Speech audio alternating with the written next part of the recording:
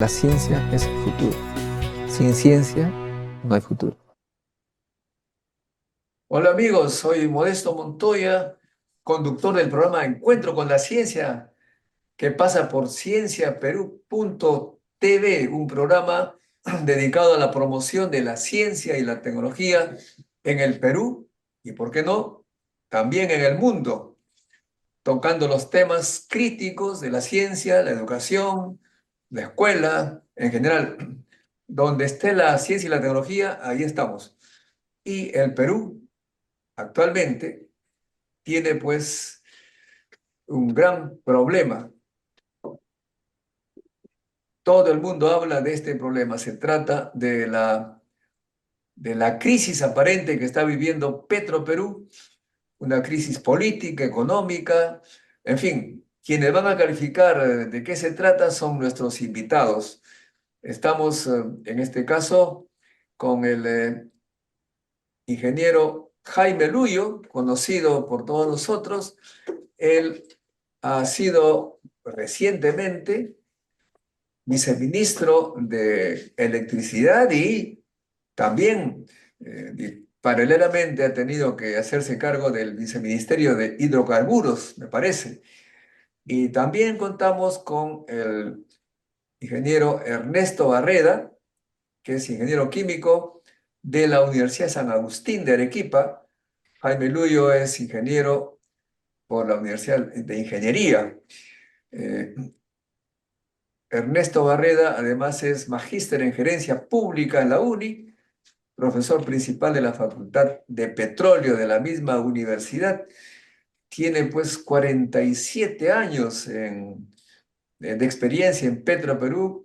Comenzó como ingeniero de turno y llegó a ser gerente del proyecto Refinería de Talara desde de diciembre del 2011 hasta el 2015, de modo que él tiene mucho que contarnos sobre el tema. Ha sido además director de fiscalización del 93 al 97 y director general de hidrocarburos del 2009 al 2010. Imagínense ustedes. Bueno, entonces tenemos pues acá bastante tema que rebanar, como dicen los eh, hombres de los debates. Empecemos con el ingeniero Barreda, que conoce esto pues desde hace mucho tiempo ya, desde planta. Gracias Ernesto, gracias Jaime por estar con nosotros. Eso bien, Cuéntanos en breve gracias. cuáles han sido los puntos, los hitos en la historia de Petroperú. Yo conocí a Petroperú el año 1974 cuando postulé y gané un concurso para trabajar allí en Petroperú, pero me desanimé porque cuando fui a hacer el primer contacto, me encontré con que alguien que era nulo en matemáticas y que yo había tratado de enseñarle matemáticas, estaba ya trabajando. Dije, caramba, esta cosa está al revés. La razón era que esta persona era eh, familiar del presidente de entonces, de modo que dije, caray, yo no creo que tenga éxito esta empresa si tiene esos criterios, pero supongo que no ha sido el caso siempre. Cuéntanos, Ernesto.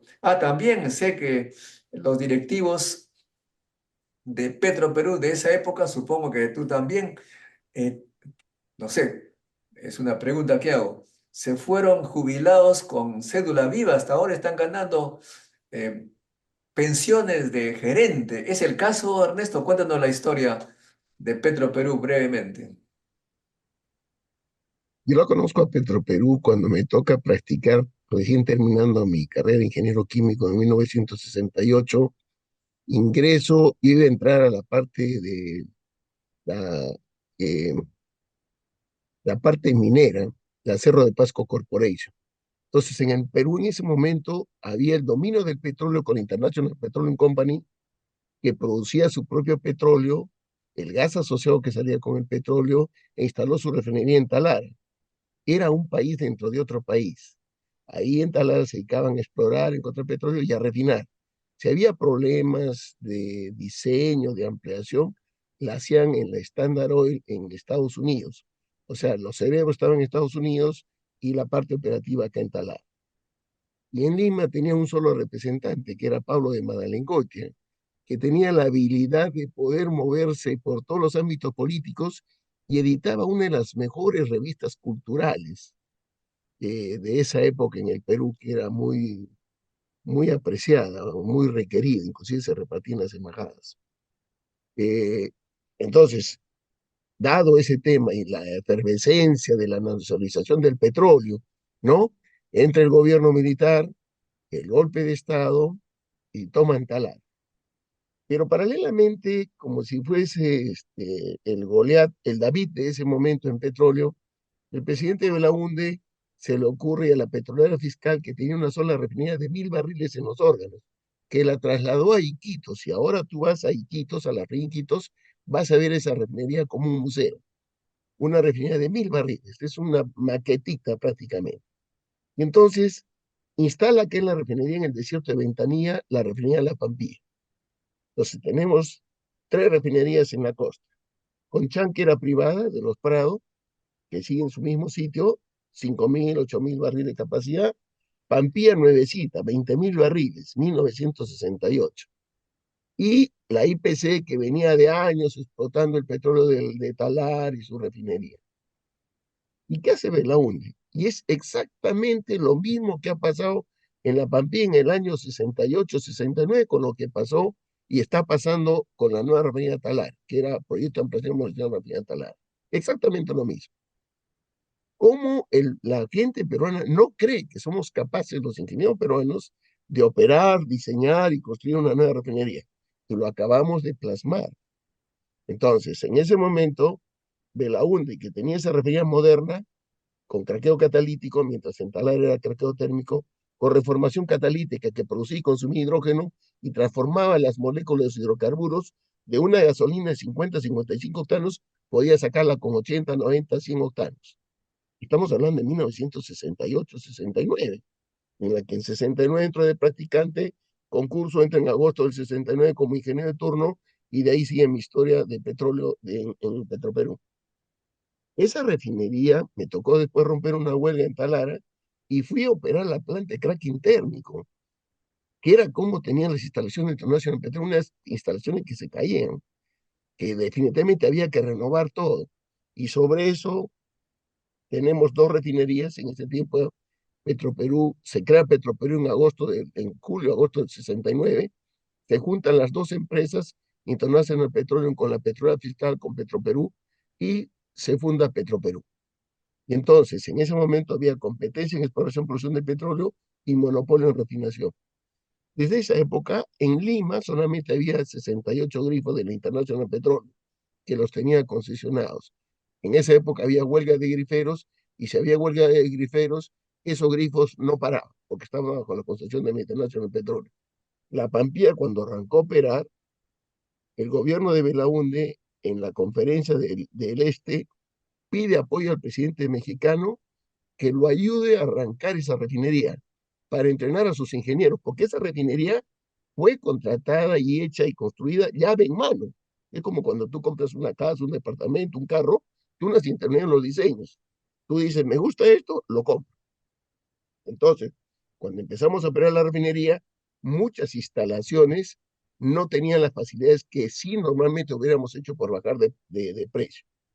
Y exactamente parte de lo que se ha hecho en la nueva refinería de Talara es lo que pasó con un proyecto llave en mano de la Pampilla, que lo conversaremos después. Entonces, la Pampilla empieza a crecer. ¿Cuál es la ventaja de la Pampilla? Está acá en Lima, donde está el mercado.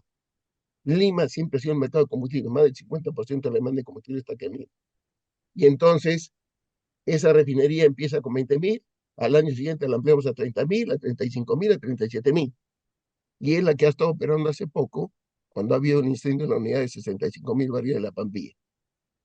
Cuando hubo ese tema, a los 8 años, por ahí que el 80, trabajamos para modernizar la planta de cracking térmico que había en Talara y transformarla en craqueo catalítico, que es el diseño moderno.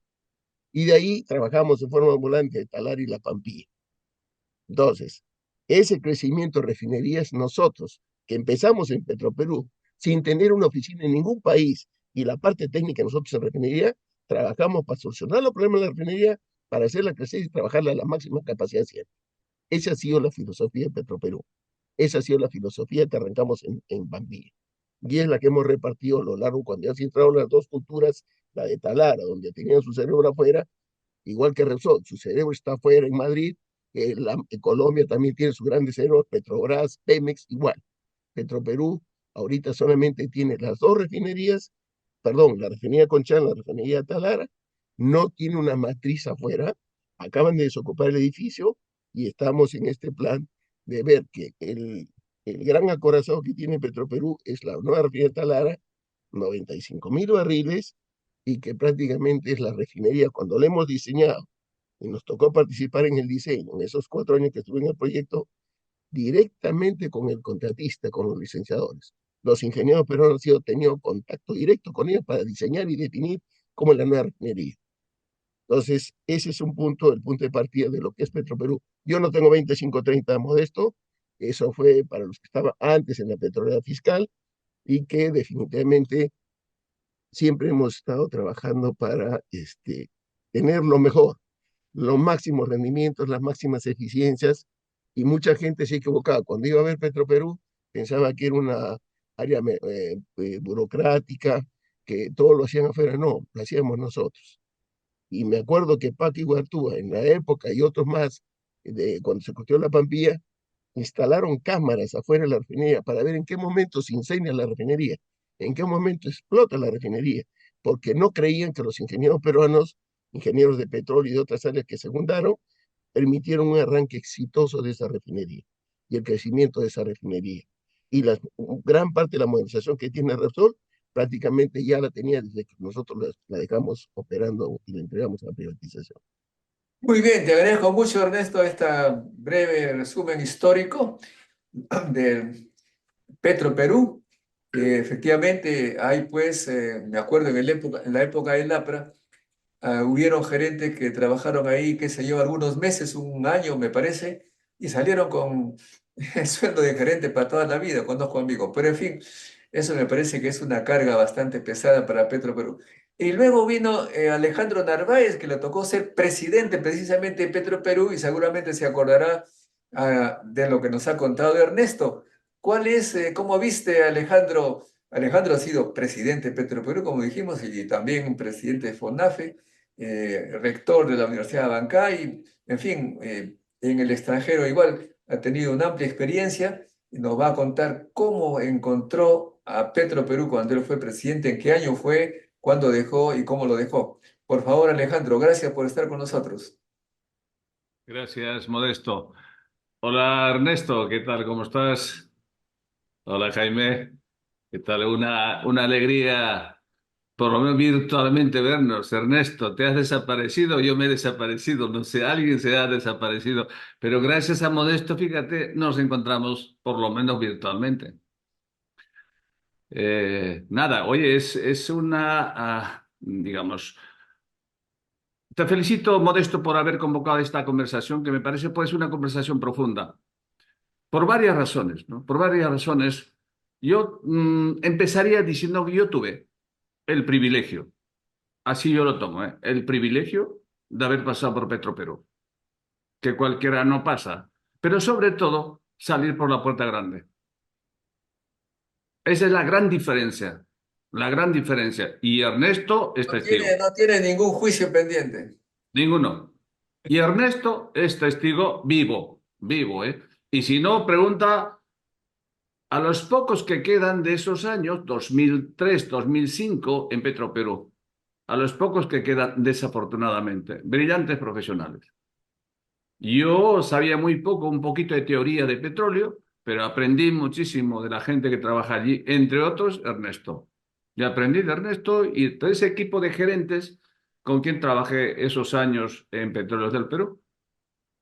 En resumidas cuentas, Modesto, yo entré cuando la empresa estaba mal y tenía pérdidas millonarias. Y le consta a Ernesto, y está en las memorias anuales de Petroperú. Pero tuve la suerte de contar gente brillante que estaba dentro de Petro. De fuera prácticamente nadie entraba, uno que otro, un par de gerentes, más administrativas, menos petroleros. Petroleros eran los que estaban en ese momento. echamos mano a ellos y logramos revertir esa situación de pérdida. Están las memorias anuales, por si acaso todo esto está escrito en blanco y negro. Y luego dejamos con 51 o 53%, si mal no recuerdo, de cuota de mercado. ¿sí? Y una ganancia millonaria. Como nunca los trabajadores en esos años habían recibido reparto de utilidades. Como nunca en la historia de Petroperú. Así que muchos incluso pagaron sus deudas hipotecarias con ese reparto de utilidades. Muchos se compraron nuevos departamentos, nuevas casas o otra casa. Y enhorabuena, porque se lo merecen. Y lo han hecho trabajando. Esa es la experiencia que yo tengo. Se puede hacer de Petroperú una empresa exitosa, rentable, eficiente, que rinda cuentas. Se puede. Y le digo, oye, mira, yo todavía soy relativamente joven, no estoy tan viejo. Y yo puedo encontrar esa experiencia vivida en carne propia. Y hay miles de gente, de peruanos que de Talara, de Piura, pueden atestiguar eso. Entonces, aquí viene esta reflexión, Modesto. Esta reflexión viene a que en los últimos días hemos leído noticias, escuchado comentarios, hemos sido testigos de analistas de todo calibre, pero la mayoría en contra de Petroperú. Una supina ignorancia, desafortunadamente, de mucha gente. No sé si es ignorancia, ya tengo mis dudas. Está de moda hablar contra toda empresa estatal, digamos, ¿no? Sí, pues sí, efectivamente está de moda porque son ignorantes. Yo les voy a darle una bibliografía. Hay un libro que se llama El Estado Emprendedor, de una catedrática de la Universidad de Inglaterra, espectacular. El Estado Emprendedor, lean ese libro y les va a realmente refrescar la memoria y les va a decir qué es realmente el rol o cuál es el rol del Estado en materia de Se llama Mazzucato, Mazzucato, por ejemplo. apellido. Mazzucato, excelente. Mm. Una obra brillante. Entonces, cuando la gente dice que la empresa pública es una rémora, no debe existir, que genera mucho gasto, es ineficiente, es mentira total. Pero lo más grave es que los propios miembros del directorio mienten como bellacos y creen que todos los peruanos somos ignorantes. Y eso no es verdad. Yo soy apasionado de las cosas que defiendo, porque estoy convencido de lo que digo. Y tengo suficientes argumentos para ello. Cuando el miembro directorio, ex ministro de Economía, en una entrevista que hace a Rosa María Palacio y dice que Petroperú no vale nada, vale cero. Así textualmente, esto no es una exageración. Y cuando los propios miembros dicen que es inmoral pedir dinero al Estado, cuando este actual directorio dice que usted tiene tres alternativas, le emplaza al gobierno central y le dice, mire usted, señor, o va a seguir aportando más plata como hasta ahora. Mentira, hasta ahora no aporta. Aportó hace buen tiempo atrás. Segunda alternativa, mire, está la empresa quebrada. Decida, se dice, o lo quebramos o no lo quebramos. Y tercera opción le dice, mira, déjenos o autorícenos para contratar una empresa internacional que se encargue de la reestructuración financiera, empresarial. Mira, las tres son absolutamente desatinos. Ninguno tiene fundamentos. Primero, Petroperú, Modesto, Jaime, tú sabes, Ernesto, la empresa no está quebrada. Se mire por donde se mire. Yo puedo dar cifras al canto, ¿eh? Cifras al canto. Y entonces, cuando tú escuchas este tipo de gente que dirige una empresa tan importante como Petroperú, oye, puede uno pensar cualquier cosa, ¿eh? Y hay un artículo publicado hace poco mío que ha dado mucho que hablar. Justamente tengo mañana una entrevista con Telesur por ese artículo precisamente, porque es un artículo provocador. Hay una quiebra fraudulenta, literalmente. Creo que se está trabajando una quiebra fraudulenta. Así que lo dejo ahí. Yo soy muy... Me fastidia, me indigna, me duele cuando hay profesionales de nivel que conocemos mínimamente estas cosas y que nos diga de esa manera tan vil, tan burda, de que la empresa está hasta el win y hay que liquidarla. Ni siquiera está en suspensión de Todo pagos. esto, pues Petroperú es muy importante, pero no es el único caso. Para abandonar totalmente la educación estatal, inventaron también esta idea de empresas universidad y ya la universidad estatal está simplemente abandonada. Los profesores más brillantes les pagan un sueldo tan bajo que tienen que ir justamente a la privada para llenar la olla, como dicen. Bueno, estamos con Jaime Lullo también, que como dije, recientemente estuvo un poco ya a nivel de viceministro, viendo qué pasaba con Petroperú. ¿Qué encontró Jaime? Cuéntenos. Gracias, Modesto, nuevamente, y un saludo a los colegas que realmente, aparte de su prestigio, son brillantes en su actividad y demostrada, no producto de la propaganda, autopropaganda, que se hace muchos en los periódicos en los cuales tienen acceso o programas de, digamos, de difusión. Bueno, yo efectivamente estuve, digamos, año y medio casi viceministro de Electricidad y casi medio año paralelamente como viceministro de Hidrocarburos.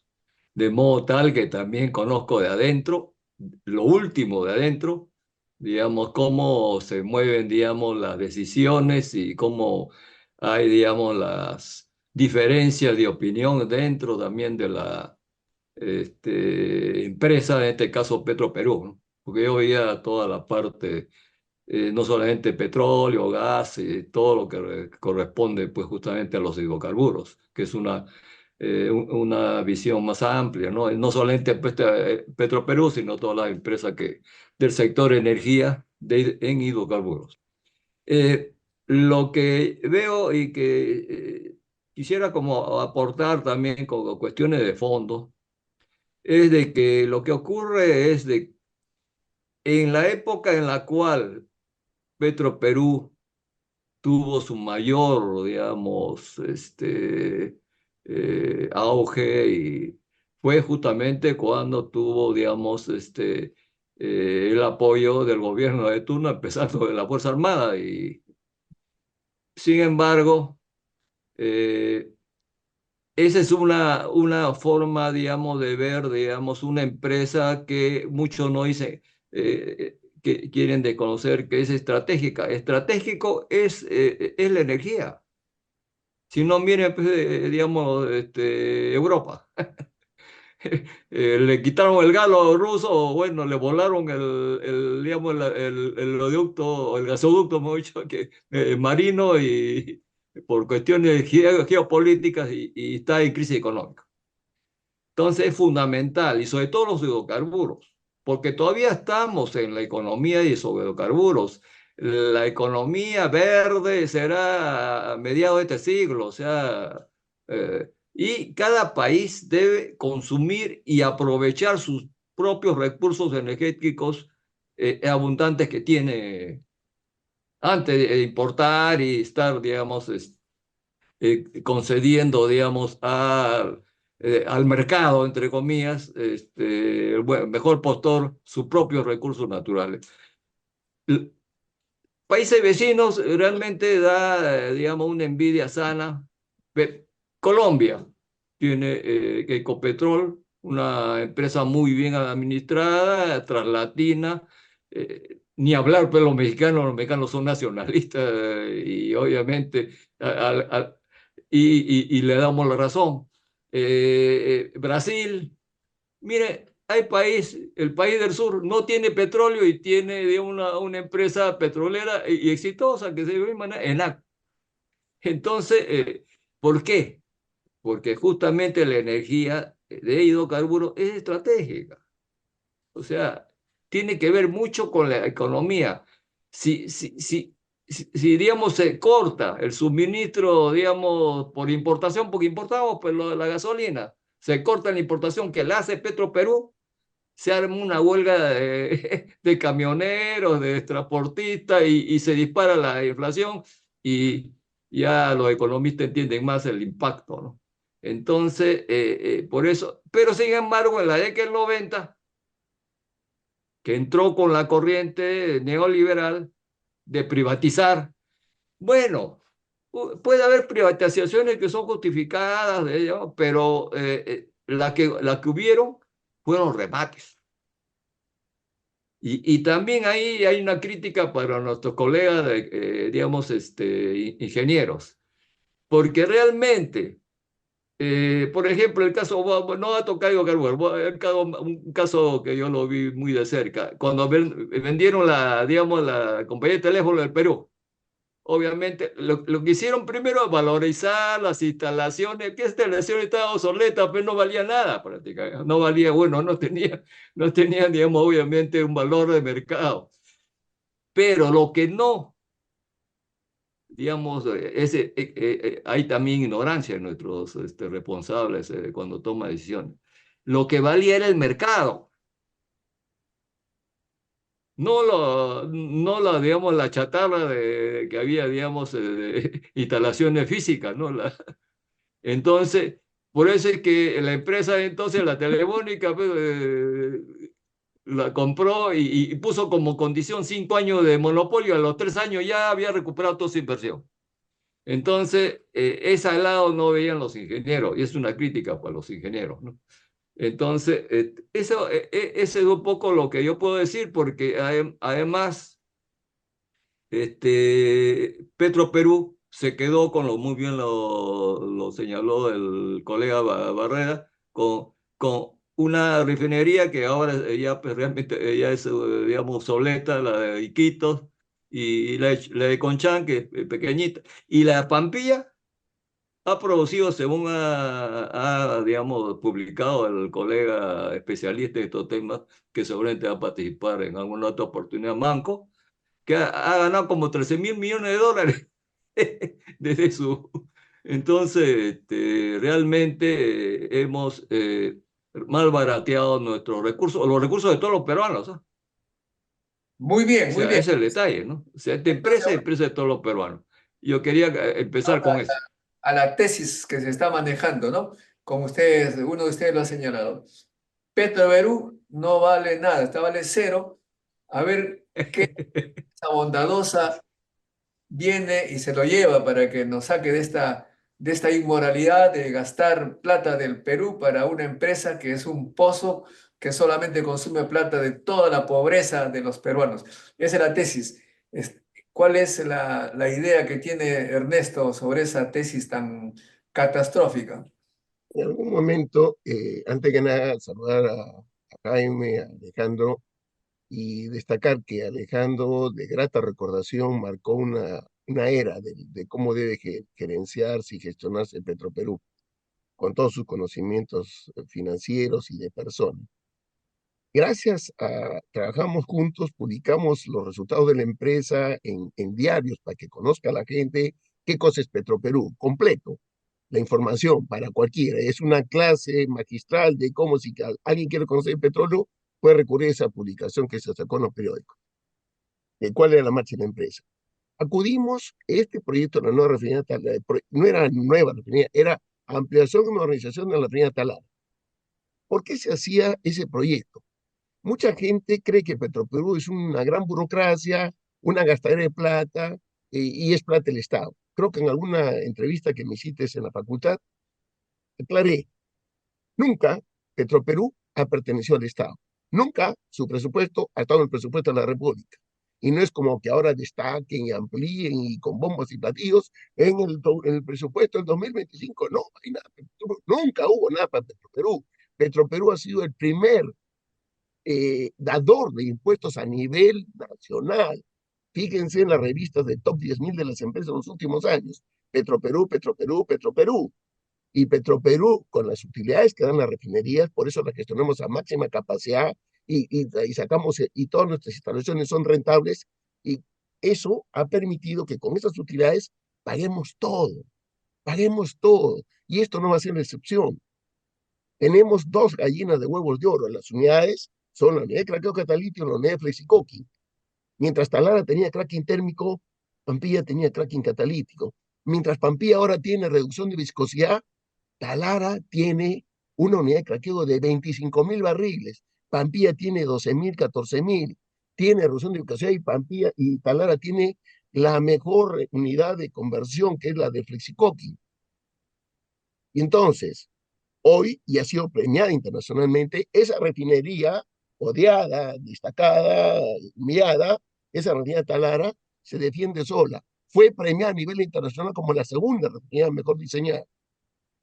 por el esquema que trabajamos, donde nosotros lo que conocemos y hemos sido desde hace más de 20, 30, 40 años trabajando con la refinería y generando las utilidades, como dije el ingeniero Narváez, trabajamos en eso. Este proyecto pasó por el Sistema Nacional de Inversión Pública y con el ingeniero Narváez fuimos a demostrar una reunión de Economía y Finanzas a 3 ministros, al de Energía y Minas, el de Economía y Finanzas y a otro creo que era de Transporte, donde estuvo Bonges, que era el presidente del SNIP, del Sistema Nacional de Inversión Pública, y otro que era mi profesor en la maestría de Gestión Pública de la UNI, de inversión, y le demostramos con números cómo no era posible, con el sistema estrecho y de asfixia que tiene el Sistema Nacional de Inversión Pública, que es para hospitales, escuelas, carreteras, puentes, aplicarlo a una refinería de petróleo, que después de 50 años se ha construido y lo único que ha construido es el Estado. Y entonces, lógico, pues que ahora debe haber tremendas ambiciones para tachar y ver de lo que sea, sin saber la verdad de la situación, para que la gente, como no se dice nada afuera y no se explica, y gracias a ti, que estás tratando de hacer esta situación académica, demostrar que realmente es una empresa rentable, no es una empresa burocrática, y que la intervención del Estado muchas veces distorsionó dramáticamente la gestión de la empresa, porque ponían gente que no sabía nada de nada, y tomaron decisiones como lo que pasó con la segunda parte del proyecto de la nueva refinería Talara. Entonces, es una industria rentable. ¿De dónde empieza esto? De una ley que pide que se sulfuricen los combustibles. Cuando yo estaba director de General de Hidrocarburos, el ministro Sánchez trajo una información que en una reunión internacional en Puerto Rico habían acordado que todo Sudamérica para el año 2016 tenía que tener diésel de 50 partes por millón para bajar la contaminación ambiental y todo. Los invité al ministerio, al presidente de Petroperú, al presidente de Repsol, y decirle, señores, estamos 2010, tienen 6 años para construir las desulfurizadoras, de manera que cumplamos con que el 2016 el diésel que se comercializa en Perú tiene que tener 50 partes por millón. Lamentablemente, para unos, eso es una inversión, para Pampilla cerca de 600, 800 millones de dólares de sulfurizar, que no es rentable, pero que tienen que hacer. Nosotros teníamos que hacer esa sulfurización y paralelamente, les informo, hace más de 20 o 30 años, si lo conoce el presidente Narváez, la refinería Talara pagaba un consultor internacional para hacer la comparación, un benchmarking con las mejores refinerías del continente. Y con esos factores se verifica qué tan bien o mal estamos trabajando en la gestión de la refinería Talara. Y producto de eso, y todas las ineficiencias eran, hagan un proyecto de ampliación y modernización de la refinería Talara para superar esos índices y esté mejor colocada la refinería Talara. Y ese es el origen del proyecto de la nueva refinería Talara. Cuando el presidente Narváez y conmigo presentamos a los ministros esa situación, como en 3 meses, como él dijo, se volteó la figura de perder 10 millones de dólares, de perder 80 millones de dólares a ganar 10 millones de dólares, dijeron, ¿cómo? Ni siquiera pocas empresas privadas pueden hacer eso. Y si Petroperú ha hecho eso, apoyemos. Y entonces, producto de ese apoyo, por decreto supremo, se nombró una comisión presidida por el director general de Hidrocarburos, que en paz descanse Gustavo Navarro, compañero nuestro de Petroperú, y les dieron 60 días para determinar eso. Antes yo presidía la comisión multisectorial. El presidente de Petroperú pasó a ser un miembro de esa comisión, donde había un montón de miembros destacados de proinversión. Y a los 60 días sacaron su informe. ¿Qué dice el informe? Que Petroperú contrate el estudio de factibilidad de ese proyecto de ampliación y modernización de la refinería Talara. Y otra de las conclusiones es que permita la participación de la inversión privada. Entonces, era un proyecto en el que había doble inversión. Muy bien. Alejandro, entonces la pregunta que inicié, ¿Petroperú vale cero? Hay que buscar a alguien que nos salve. ¿Cuál es su propuesta? No te he escuchado muy bien, Modesto. ¿Podías repetir la pregunta, por favor?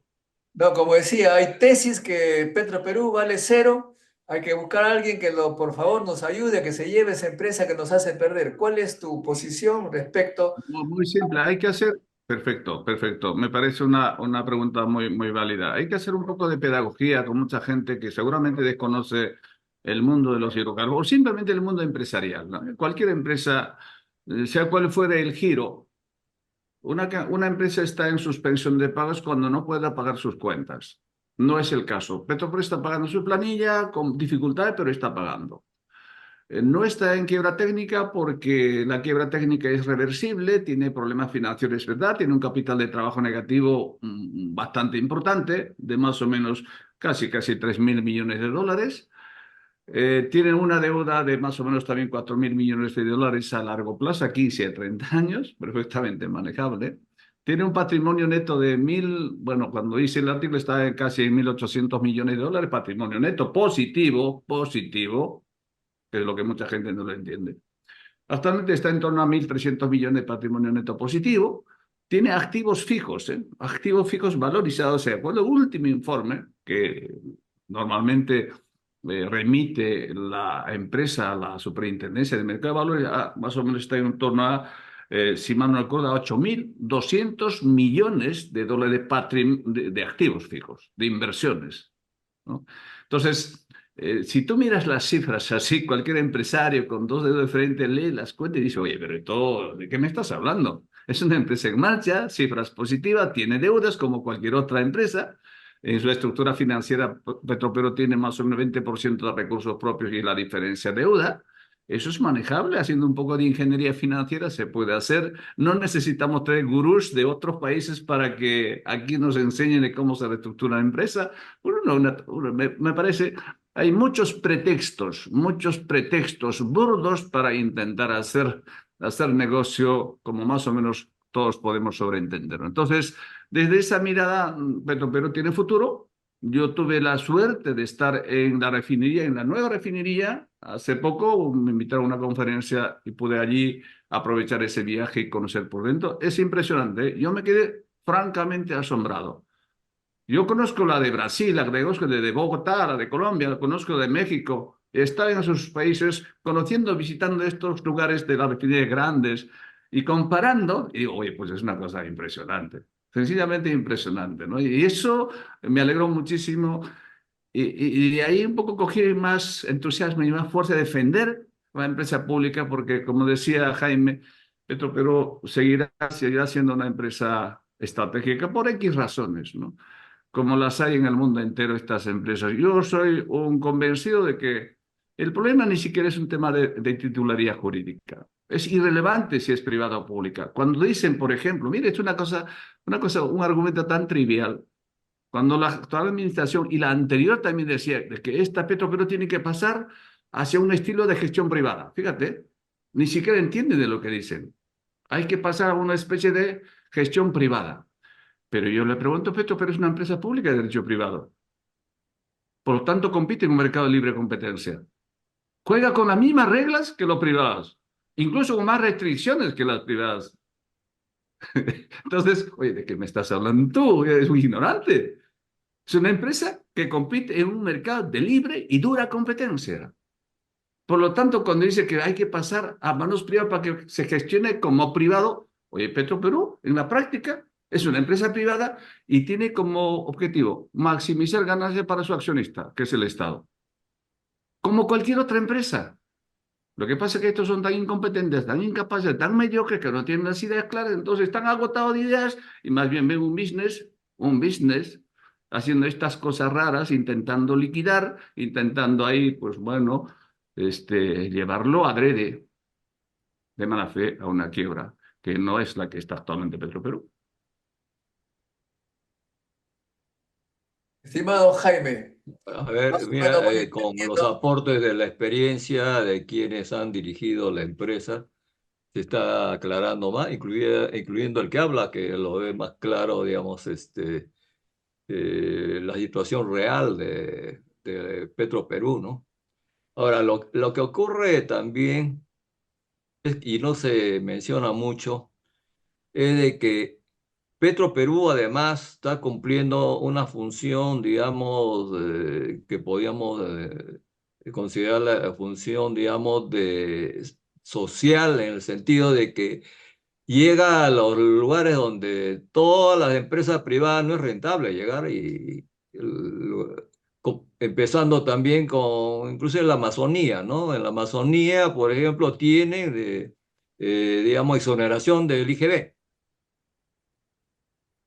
Y Petroperú de todas maneras cubre, digamos, y el Estado le tiene una deuda que se estima como 3.000 millones de dólares de devolución del IGD. Entonces, ¿eso hace un privado? Por eso es que si Petroperú pasara, pues, que no creo que va a pasar, porque yo creo que hay en el gobierno por lo menos, digamos, la decisión de la presidenta lo va a ver claramente que esto, digamos, tiene que, digamos, defender a la empresa de todos los peruanos.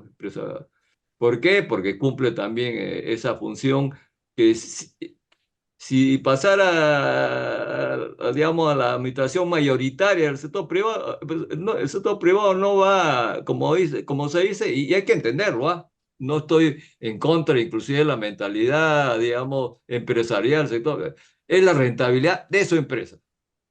No están, como he escuchado, no hacen beneficencia, lo cual también hay que entender, ¿no? Esa es su forma de ver y hay que entenderlo, que justamente los gerentes tratan de elevar, digamos, su rentabilidad y le cae también, obviamente, a fin de año una recompensa, unos bonos muy interesantes, ¿no? Entonces, eso hay que comprenderlo, eso lo comprendemos. Pero esta empresa es empresa del Estado y que tiene también no solamente una función de rentabilidad económica, sino rentabilidad también social. Eso hay que entenderlo y creo que podría, digamos, ser comprendido si se explica un poco más a la población, ya que no le hablan estos términos. Los opinólogos, los expertos que salen en los diferentes medios, no hablan más bien defendiendo de que la rematen, etcétera. Claro, porque justamente no hablan gratis, ¿ah? Hay que hablar claro. O sea, son rentados. Esa es la verdad. Y lo he visto en directo yo en el cargo que he tenido. Muy bien. Ahora, otro detalle que con esto sí termino, redondeo un poco la parte, yo diría la parte del pensamiento, la forma de pensar, ¿no? Lo que ocurre es de que, y eso sí me ha dado cierta, digamos, inquietud y quiero, digamos, mencionarlo.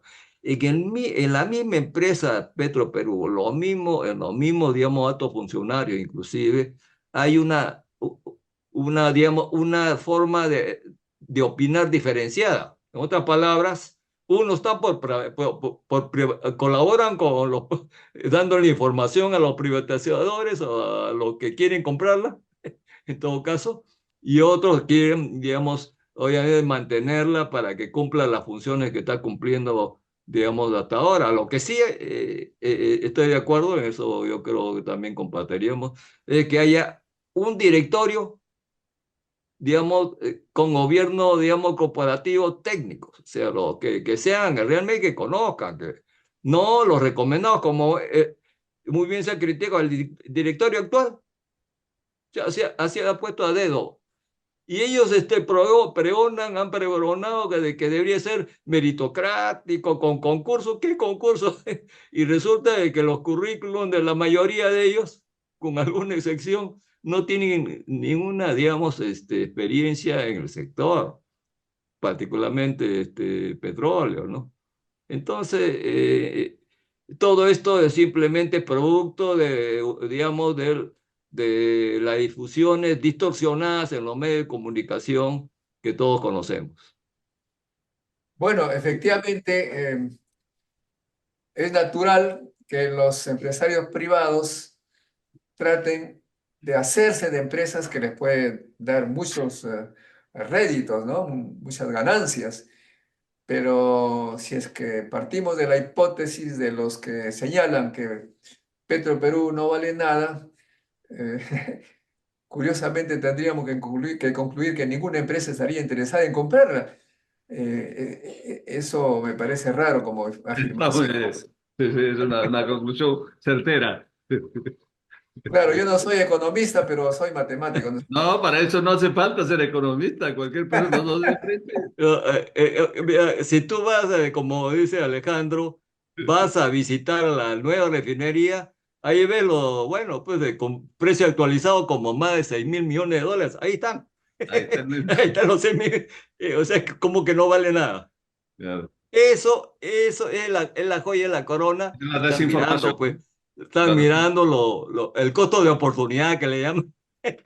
O sea, declarar el quiebre y obviamente van a cosechar lo que todos hemos contribuido en, digamos, con nuestros impuestos en sostener la empresa, nuestra empresa, eh, se la llevan otros así fácil. O sea, el Perú, con su sufrimiento, su pobreza, ha levantado una empresa que es Petroperú, ¿no es cierto? Y ya tiene un capital, tiene un futuro, y la empresa privada, pues como no vale nada, según ellos, lo toma por una bicoca y sería una gran ganancia para ellos, ¿no? Así, Qué dice así ha Ernesto? sucedido con la Pampilla. ¿Qué dice Ernesto? ¿Cuál es tu opinión? Como tú comprarías Petroperú? Ah, Eh, Te ah, diría que nos dejen solos con Petroperú, que no haya nadie del gobierno y vamos a generar la rentabilidad, vamos a pagar todo lo que se debe. Actualmente, solamente la unidad de Flexicoking, por operar un mes, las utilidades de ese mes fueron positivas en cerca de 300 millones de dólares. Y ahora está caminando bien la unidad de Flexicoking y se está tratando de reparar todo lo que se dañó con la administración anterior que desconocía totalmente lo que era el proyecto. Y lo que era inversión privada, lo han hecho que sea inversión de Petroperú, con presencia de representantes de Economía y Finanzas y de Energía y Minas en el directorio y los ministros. ¿Cómo es posible que a un proyecto que se sabía que Petroperú invertía a suma alzada 2.761 millones de dólares y paralelamente el sector privado, las mejores empresas del mundo, invertían en servicios auxiliares 800 millones de dólares en la que Petroperú pagaba la tarifa que le cobraban? Hace más de 20 o 30 años, en Talara hay una empresa de ósmosis inversa que es una tercerizada que vende el agua a Petroperú. No es ninguna novedad, la Pampilla tiene una planta de hidrógeno instalada en la refinería que le vende hidrógeno. ¿Y dónde están la gente COFIDE que veía la rentabilidad y todos esos que en vez de de aceptar la decisión, en vez de dar la buena pro a las privatizadas que en julio del 2015 entregamos para dar la buena pro, agarraron y dijeron, no, vamos a contratar directamente. Y lo que era inversión privada la transformaron en inversión de Petroperú. Y actualmente se está pagando concesionarios que operen esas unidades. Esa es la desgracia que hubo para el proyecto, pero el proyecto es tan grande y superior a sus problemas, como Petroperú es más grande que sus problemas. Hemos estado en peores crisis en Petroperú, en peores crisis que la de ahora, y hemos salido con nuestros recursos saliendo adelante. Entonces, definitivamente, déjenos trabajar, que dejen trabajar a Petroperú con sus funcionarios, que se apoyen las operaciones, como decía el presidente Narváez, que todos los sábados y domingos citaba a todas las gerencias para ver en detalle cómo incrementamos las ventas y ahorita cómo recuperamos las ventas. Déjenos que se dediquen a la parte operativa y dediquemos a recuperar el mercado que tenemos con producto de excelencia calidad. Esta refinería de Talara tiene tres sectores. Uno, que es la ampliación de la refinería 95.000, que es la unidad de destilación primaria y vacío. Otra que es la de sulfurizadoras. El gobierno y el Estado no nos pedían sulfurizar otros productos que no sean el diésel. Nosotros sulfurizamos todos los productos, tratamientos, fluentes gaseosos y fluentes líquidos. Y la unidad que nos da la rentabilidad es la unidad de craqueo catalítico y la unidad de Flexico. Y eso paga todo. Inclusive podría dar plata hasta para incrementar la producción de petróleo. Entonces, hay múltiples alternativas y soluciones para sacar adelante esto. Simplemente déjenos trabajar. Que dejen trabajar a la agencia de Petroperú y darle todo el apoyo que necesita para sacar adelante.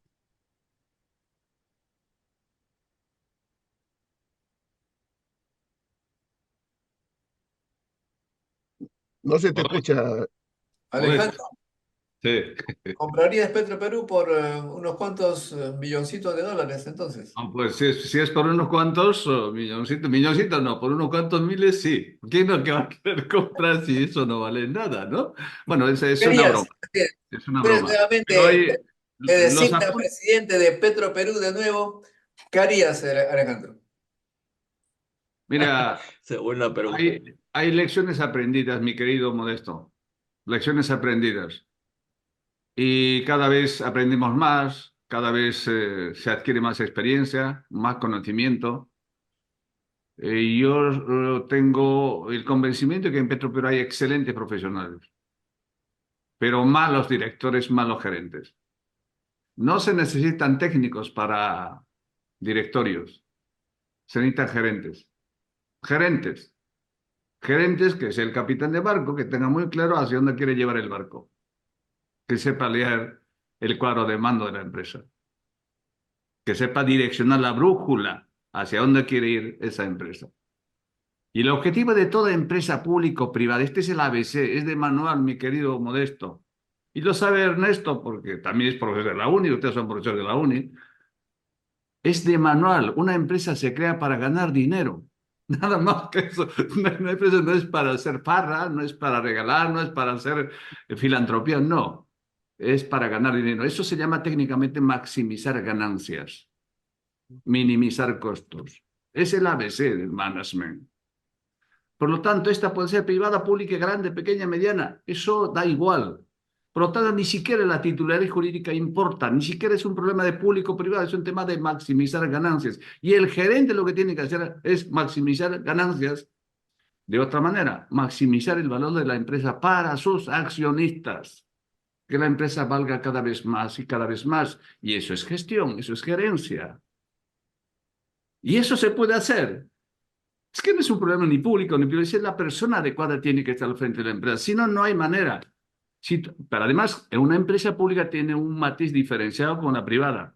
En una empresa pública, creo yo, Modesto, y tú has sido funcionario público y tú conoces muy bien, tienes que tener también vocación de servicio y sentimiento patriótico, porque esa empresa importante ayuda a construir un país diferente, un país más solidario, más desarrollado, más humano, más abierto al mundo. Y Petroperú perfectamente puede jugar y debe jugar ese rol de ayudar a construir un país menos desigual. Y lo puede hacer, lo puede hacer. Yo tengo fe de que Petroperú todavía está para rescatarla, para recuperarla, y no permitamos, sinceramente, que un grupo de personajes más por intereses de grupo económico hagan el negocio de vender esta empresa. Ya lo decía Jaime, ¿no? A valor de mercado, solo la refinería Talara, que me quedo corto, Jaime, que sea 6.000, puede estar 7 a 8.000 dólares, 8.000 millones de dólares a valor de mercado, solo la refinería. Fíjate, ¿eh? Y el know-how de la gente, el expertise de la gente, que es un intangible que mucha gente no lo valoriza, que es lo que realmente vale. Y la cartera de clientes, la imagen de Petroperú, la imagen como productor de productos, es bien visto. La gasolina de Petroperú tiene muchísima demanda porque son productos de calidad. Mejor que la competencia de Repsol y estas cosas, ¿no? Entonces, hay una serie de razones de peso que hacen que Petroperú tiene que sobrevivir, tiene que salir adelante, pero somos quizá una minoría, ¿no? En ese discurso. Pero esa minoría tiene fundamentos, tiene razones, tiene argumentos.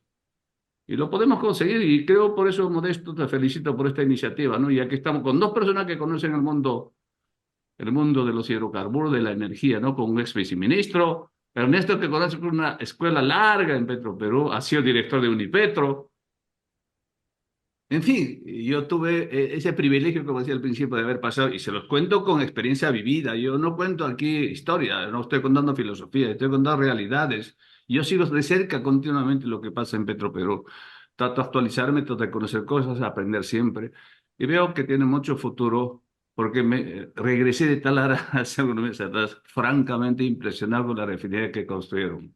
Espectacular, simplemente espectacular. Así que me siento orgulloso como peruano de que hay gente capaz de hacer cosas de eso, ¿no? Y eso es bueno, eso es bueno. Bueno, bueno, muy bien. Antes de dar la palabra a Jaimito, les contaré, me gusta contar anécdotas, caray, pues soy un cuentista, ¿no?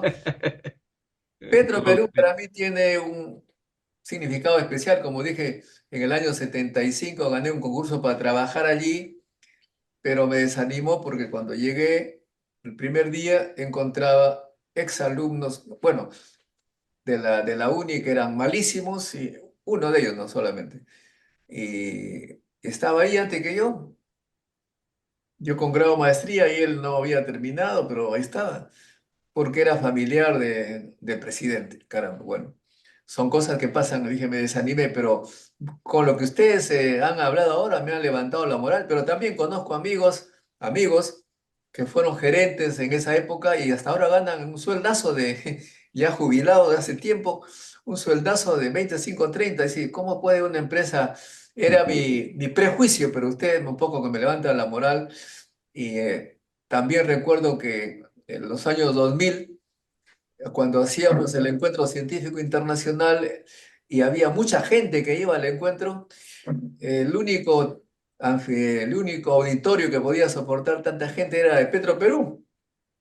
Y nos fuimos a conversar, nos armamos de valor, conversamos con el presidente de Petroperú. El año 2000 estaba Jaime Quijandría.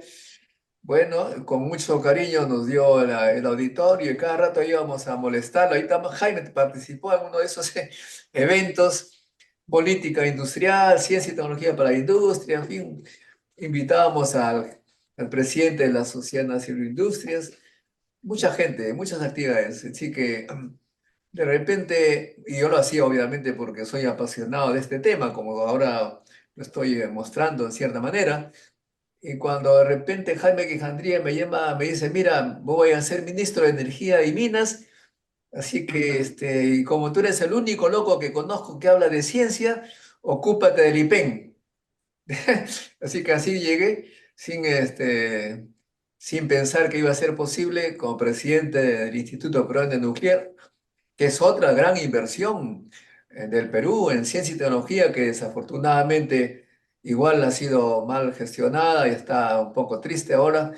Pero en fin, la pregunta que quería hacerle a Jaimito es, también por supuesto sufrimos el embate de la privatización, una época que querían privatizar los institutos. Claro, los institutos no dan plata y ninguna empresa privada quería pues a los institutos. Al único lo convencieron fue a la UNI para que se haga cargo de uno, del INICTEL, ¿no? Pero ellos querían que la empresa privada se lleve los institutos. Bueno, institutos no son rentables en el corto plazo y no, obviamente, ninguna empresa privada compró, pero supongo que ahora, así como están hablando, están preparando la cancha, van a haber seguramente muchos candidatos a comprar Petroperú. ¿Cuál es tu impresión, Jaimito? ¿Cómo ves tú la perspectiva?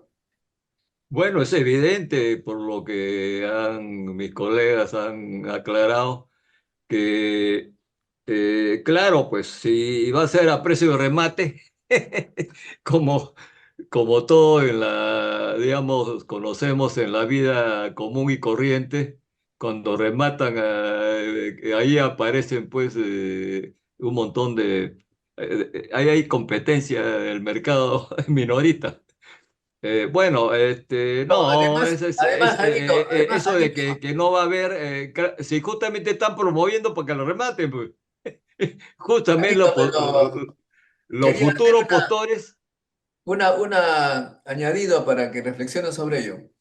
A mí me llama poderosamente la atención que los que han apoyado a las grandes empresas peruanas que tienen mucho dinero están sumamente preocupados por el dinero de los pobres del Perú. Por primera vez dicen que no hay que gastar la plata de los pobres, que estamos sufriendo.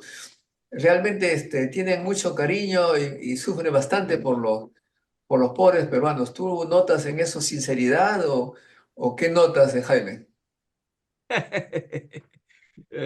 Bueno,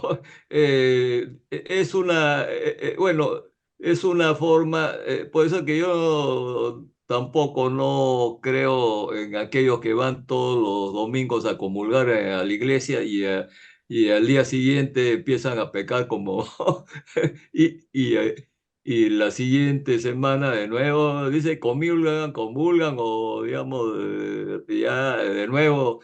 Entonces, digamos, la caridad, esa es la caridad. La caridad no es realmente una virtud, es la hipocresía de los que muchos tienen demasiado y como se dice, pues sueltan pues la limosna a los pobres. O sea, no creo en eso y para mí hay un montón de ejemplos que no quiero mencionar porque si no va a agarrar carne. Bueno, yo quisiera tocar algo importante que dio a entender acá Alejandro, el capital humano. En toda institución, el capital humano de todo nivel de calificación es lo fundamental, como los dos ilustres ex altos directivos de Petroperú que ahora están compartiendo. Lo que sí, aparte de que remataron y redujeron al mínimo a Petroperú en la década del 90, lo que más también debemos reclamar es que muchos de los grandes, digamos, de los mejores inclusive, especialistas, emigraron y justo se fueron a Venezuela. Ahora están regresando algunos, pero te das cuenta, entonces se ha perdido no solamente el capital físico, sino el capital humano, que eso tarde en formarlo y es más difícil recuperarlo.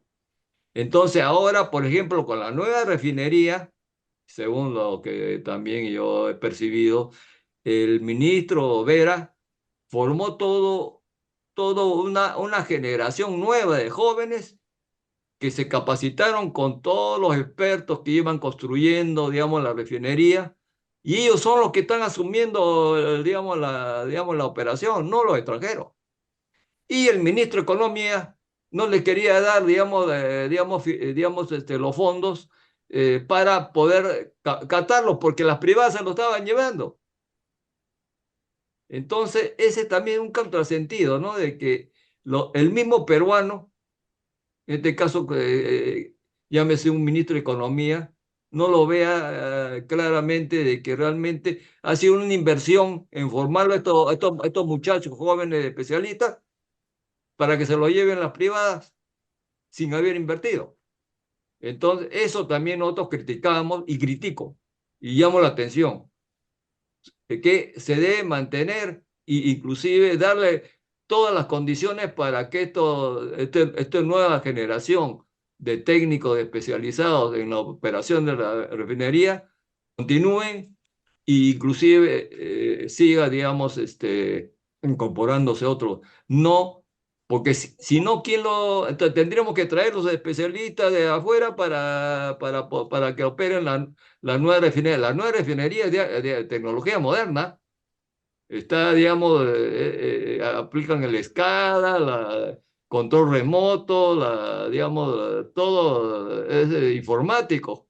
Hay una sala de control parecido por analogía con la sala de control del COIS, o sea, el que controla todos el sistema eléctrico nacional, es parecido ahí, pero en su escala y en su ámbito. Tienen ahí, yo he visitado el centro de control, es un centro de control computarizado, moderno, y eso son, ¿quiénes lo operan? Los jóvenes ingenieros que los han preparado. Y si se pierde eso, va a tener, pues, por eso es que también puede haber problemas, digamos, de la operación, como que ha habido, que se mencionó, digamos, de que la principal planta se paralizó. ¿Por qué? Porque le faltó energía eléctrica. Y el ministro dice, no, que hubo una bajada de tensión, o sea, no sabía lo que decía. Si fuera bajada de tensión, se sube la tensión y sigue operando, pues no era eso, sino que realmente hay que tener, digamos, gente competente para evitar también que haya ese tipo de incidentes técnicos, pero porque son, digamos, todos digamos, de estos equipos son modernos, requiere una especialización, digamos, bastante, digamos, actualizada. Y como se dice, pero los jóvenes tienen que estar ahí, porque ya inclusive los operadores en el sistema eléctrico no pueden pasar de 40 años ya, porque ellos tienen que estar las 24 horas, se turnan, ¿no? Operando el sistema, si no se cae todo el sistema eléctrico del país o de cualquier país. Entonces, ese es un poco lo que yo quería también comentar, por lo que he visto y mi experiencia personal aquí en el extranjero, de que el capital humano especializado hay que engreírlo para que no, digamos, se nos vayan a otros países o a otros, digamos, otros trabajos, obviamente que que les ofrecen mejores condiciones. Eso también hay que cuidar lo más importante, de cierta forma, ¿no? Digamos, en cualquier empresa, privada, pública. Ese es un poco lo que quería un poco. Y eso coincide con lo que Modesto, ya como 40 años, es ciencia y tecnología, pues. ¿Dónde está la ciencia y tecnología? No está en los libros, está en el cerebro del personal especializado. Bueno, efectivamente, estamos en un país en el cual los empresarios o son ignorantes o son muy inteligentes, muy vivos, no sé qué decir, porque efectivamente cuando dice Jaime, la tecnología está en el cerebro, ¿no? Hay empresarios que para no invertir en ciencia y tecnología, en investigación, dicen, no, la tecnología se compra y muestran un objeto tecnológico, el producto de la tecnología. Eso cree que es la tecnología. Bueno, es un equipo que tiene una tecnología, pero no conoce cómo funciona. Es un No producto conoce. tecnológico que sale del cerebro, o sea, la tecnología lo tiene la gente aquí en el cerebro y eso no se vende, pues eso se forma. Y cuando hablas tú del ministro de Economía, pues seguramente ustedes habrán escuchado cuando él afirmó, no me gustan las investigaciones, imagínate, entonces, si, ¿no? Públicos. Investigaciones policiales, ¿verdad? Sí, sí, eso es viral, ¿no? Cuando fue al Congreso de la República para dar cuenta por qué no apoya la ciencia y tecnología, dijo, no me gustan las investigaciones.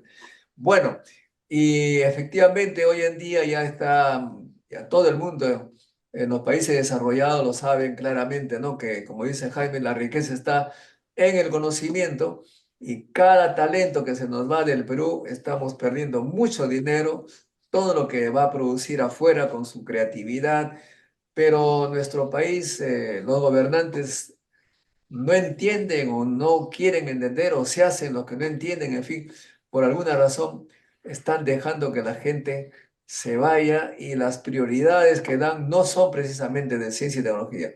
Cómo se miden las prioridades de un Estado? Bien simple, se ve el trato remunerativo que se le da a cada ocupación, cuánto se le paga a un maestro, a un profesor universitario, al resto de los sectores.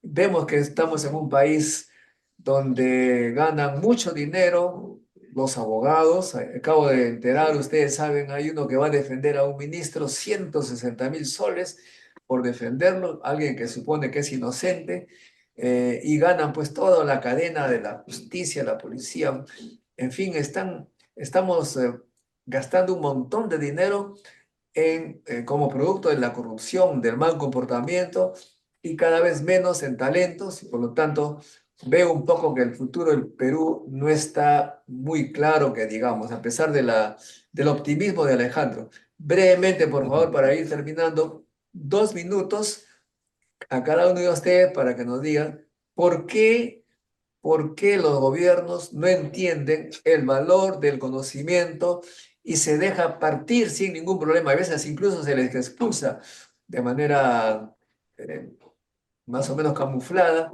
a nuestros grandes talentos. Cuando entrevistamos el exterior, la gente que dice que vienen, los han tratado mal y se van, porque no lo dejan entrar, además, mucho de ellos. ¿Cuál es tu opinión, Alejandro, Jaime y Ernesto? Bueno, yo creo, no, las personas no tenemos que aprender de todo ni tenemos que conocer todo, eso es imposible, ¿no? Entonces, puede ser que estemos fallando nosotros, los transmisores de conocimientos, que no estamos explicando adecuadamente a ese destinatario de ese conocimiento. Y cuando uno no explica bien, por ejemplo, el caso que estamos tratando a la gente lo entiende mal simplemente o lo interpreta mal. Igual, cuando nosotros hablamos con los congresistas sobre ciencia, tecnología, investigación y más, sí, pues hay mucha gente que no sabe. Entonces, a lo mejor estamos fallando nosotros en explicar qué es exactamente la investigación, el desarrollo e innovación y cómo eso puede contribuir al desarrollo de un país. Mostremos ejemplos de otras experiencias y entonces a lo mejor así entiende, ¿no? Entonces, esa es una tarea nuestra, una tarea nuestra.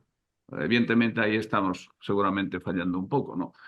Y por lo demás, yo creo que como académicos que somos la mayoría, o casi todos aquí, pues bueno, esta tarea es divulgar conocimiento, transferir conocimiento, compartir conocimiento. Dicen, oye, pues si tú no transfieres conocimiento, ese conocimiento que tú tienes no vale.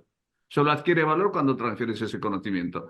Y ya, quizás eso falta, ¿no? Y creo que es lo que tenemos que hacer en las universidades. Tan pronto tengamos una oportunidad de hablar de ciencia, de tecnología, de investigación, de desarrollo, de investigación aplicativa.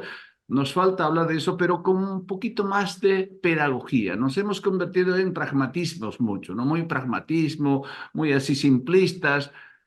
Y hay muchos mitos, ¿no? Muchos mitos que hay que combatir, ¿no? Ese mito de que la empresa pública es mala per se es un mito que hay que desbaratarlo. Ahora mismo se va a convertir en una especie de mito, es decir, que Petroperú está quebrado. Pues es un mito absurdo, pero la gente se lo cree. Porque hay esa idea, como decía Jaime, esa idea de que, mira, en lugar de gastar en Petroperú y la burocracia de Petroperú, más bien debiéramos ayudar a millones de peruanos que están pasando hambre. Bueno, eso es un pretexto, ¿no? Pero está, bueno, eso es un pretexto, pues un poco con un mensaje sutil de mala fe. El Estado tiene la obligación de asistir a la gente que necesita, pero también hay que enseñarle a pescar a la gente. Hay que enseñar a pescar a la gente. Alejandro, Ernesto, Jaime, ya les repito, yo no soy ni economista ni experto.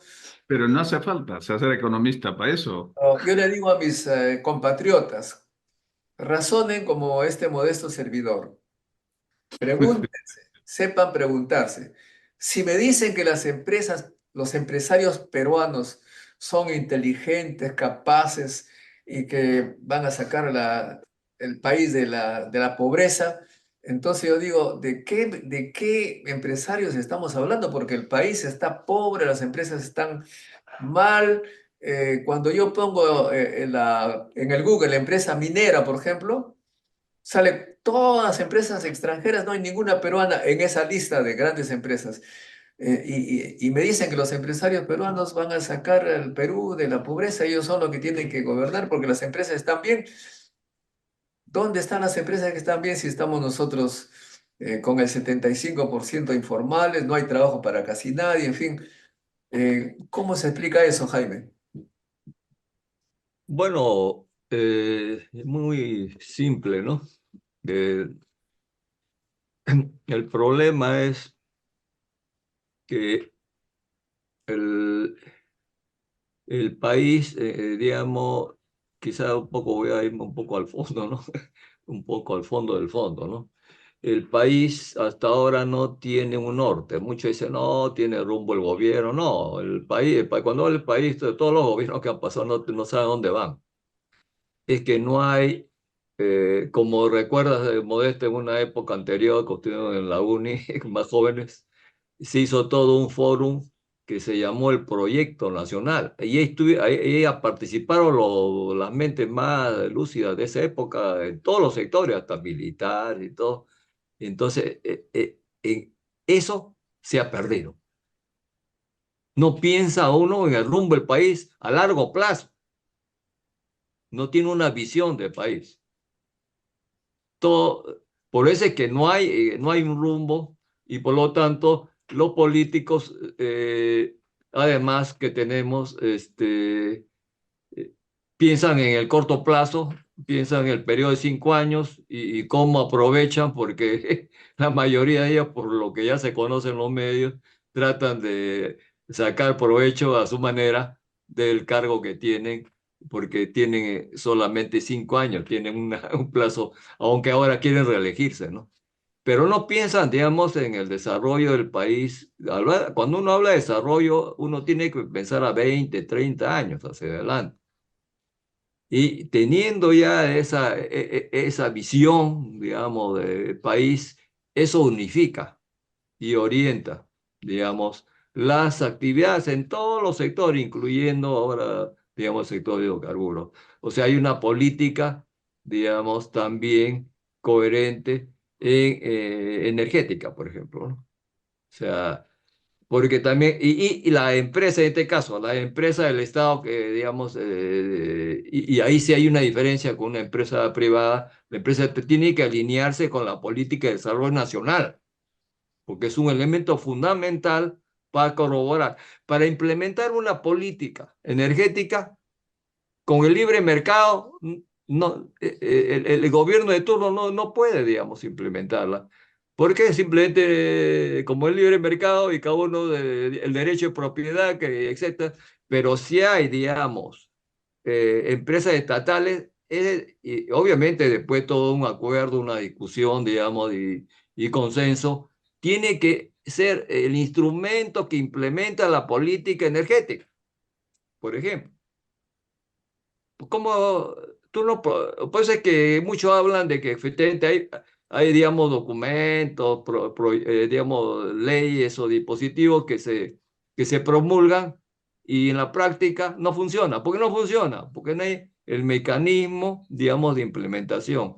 Y no están alineados digamos, los implementadores, digamos, los altos funcionarios del Estado, no están, digamos, cada uno está, digamos, pensando a su manera cómo conducir digamos, su cargo y su función específica. No hay una orientación, digamos, que le permita unificar, o sea, alinear todas las iniciativas y los esfuerzos de todos. Está hablando del sector público, pero también privado. También tiene, digamos, por eso es que yo estoy de acuerdo también con la empresario nacional. Hay que apoyarlo. Y eso es lo que responde en parte a la pregunta de Modesto. ¿Por qué Ok, no hay translatinas peruanas, muy bien, muy bien. como tienen otros países, como Chile, por ejemplo, ¿no? Ok, Entonces, Ernesto, que ha trabajado desde hace muchísimo tiempo ahí, desde el inicio de ingeniero de planta hasta los cargos altos, eh, ¿cuánto conocimiento ha adquirido Petroperú y cuánto de esos ha partido al extranjero? Varios se fueron a Venezuela en su tiempo. ¿Tú sientes que hemos perdido mucho talento en el campo de la petroquímica, del procesamiento del petróleo? ¿Podríamos atraerlo si es que hubiera un espíritu nacionalista con un norte claro, como está señalando Alejandro y Jaime? Y quisiera brevemente hacerles el relato en breves palabras. Me tocó participar en independencia de las gerencias en la cadena de valor. Tenemos que tocar varios temas críticos. La cadena de valor del sector hidrocarburos es exploración, producción, transporte, refinación, comercialización.